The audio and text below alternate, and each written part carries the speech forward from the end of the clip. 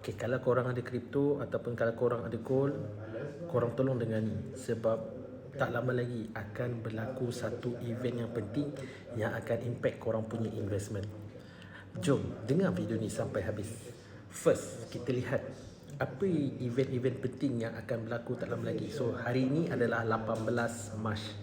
Alright, 18 Mac. So 18 Mac malam ini, alright, malam ini waktu Malaysia 8.30 malam akan keluar satu economic data berkaitan dengan PPI. So PPI ni adalah untuk kita ukur inflasi dari segi sudut producer. Dan yang paling ganas adalah 2 pagi. So 2 pagi nanti, alright, 2 pagi hari Khamis, 2 pagi esok, 2 pagi FOMC akan keluar. So setakat ini prediction interest rate maintain 3.75, maintain lah.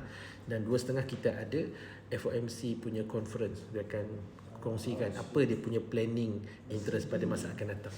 So kenapa event ni penting guys? Sebab kita sekarang berada dalam perang, right? Kita berada dalam perang, dan dalam perang ni memang perlukan duit sangat banyak. So US dah habiskan $billion sehari cost untuk perang sehari. So sekarang ni dah 2 minggu dah perang. Alright, memang US dah banyak sangat print duit. Alright, banyak sangat gunakan duit, banyak sangat consume banyak duit. So ini mungkin akan mengubah bagaimana interest rate yang akan berlaku nanti. So tolong prepare malam ini.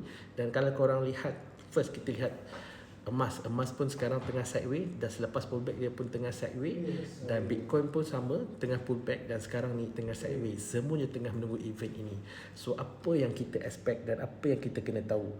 Jika interest rate turun, is gonna be bullish, sebab prediction maintain apa yang dia kata sebelum ini, maintain. Tapi disebabkan perang, kalau diturunkan interest rate disebabkan perang, sebab inflation naik tinggi, is a good for market, print duit akan lebih banyak, dan emas, Bitcoin akan dapat demand. Tapi kalau dia maintain, alright, is a status quo lah, is bergantung kepada demand dari segi perang pula.